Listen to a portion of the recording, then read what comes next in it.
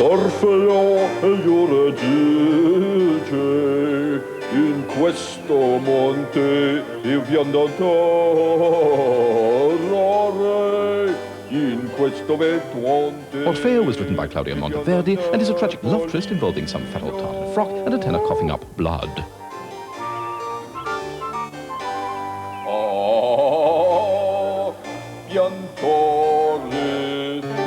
The first performance was around 1607, which is nearly 4:10, and being opera, it was still going strong at 10 o'clock the next morning.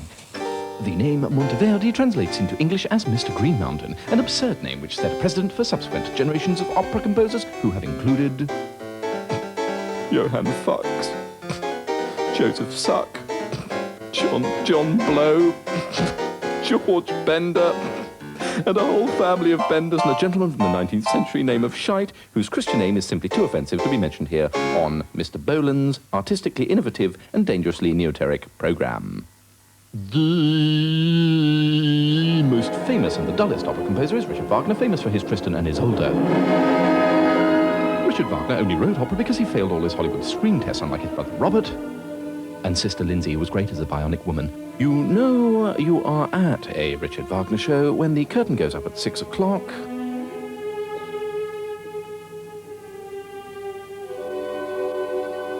And 3 hours later you look at your watch and it says 6:05. Wagner's music is a lot better than it sounds. It always has highly original plots involving some fat old tart in a frock and a tenor coughing up blood. Opera conductors are renowned for their breathtaking megalomania. Quiz of the week: what is the difference between a cow and an opera orchestra? Answer: the cow has the horns at the front and the arsehole at the back. The only reason opera is currently fashionable is because, over lunch at La Gavroche in 1985, 2 advertising executives decided that a bit of Verdi might help to sell Italian cars. Opera is now so very trendy that there are even glossy magazines devoted to the subject. Oh God, I feel an interview coming on. The unique sensation that opera provides is... Ian Stones, Opera Now. That complete visual and oral sensation. Yeah, oh really? Which, when opera is very good, is... Oh, interesting. It just completely carries you away. Oh really? Like nothing else. Oh.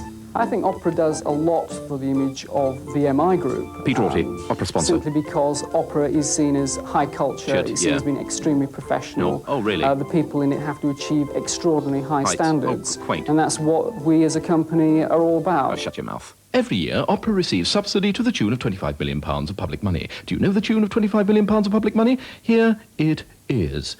Bibble, bobble, bibble, bobble, bibble. Good tune, isn't it? For that amount of money, every single deprived person in the country could be bought their very own Kylie Minogue record. I should be so lucky, lucky, lucky, lucky. Now that's what I call art.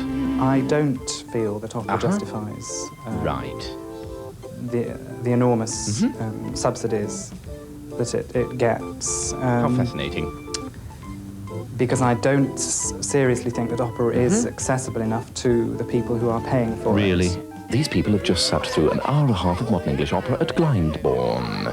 It took the composer 4 years on an Arts Council grant to write, 2 years and £4 million to make the set, and 6 months of expensive rehearsals with musicians to perform this masterpiece. Here is a distillation of the brain activity of a typical member of the audience, savouring the fruits of all 3 months of artistic labour at Covent Garden. I think I'll have a Pauline cream. Then I'll have one of those toffees. That secretary's a bit of a cracker. I wonder if Terry Wogan's actually bald. Oh, God, did I pack the Dijon mustard in the hamper? I think there's something wrong with my penis. We were lucky enough to persuade the famous opera director, Sir Peter Hall, to talk to us via the electric telephone. I don't think you can. And I do regret that if you go to the first night of an opera at Covent Garden, you sense there are an awful lot of people there who don't want to be there.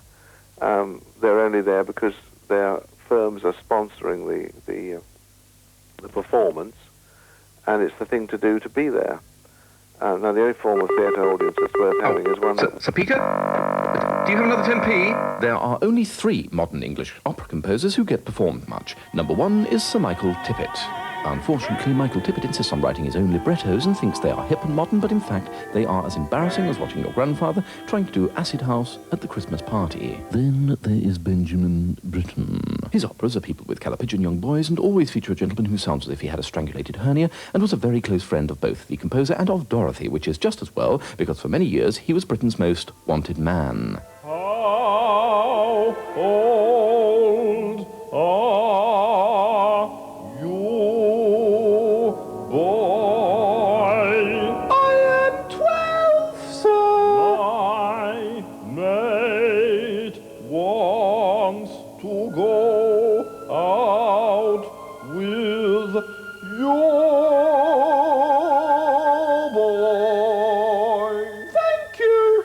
And finally, there is Sir Peter Maxwell Davis. Sir Peter seems to have inherited Van Gogh's ear for music and writes dissonant, tuneless, can't tap your feet to it, bilge, sorry, but they call me Joe Blunt in these parts. Quiz of the Week, Part 2. What is the difference between Peter Maxwell Davis and a pair of Dr. Scholl's sandals? Answer, one bugs up the feet and the other one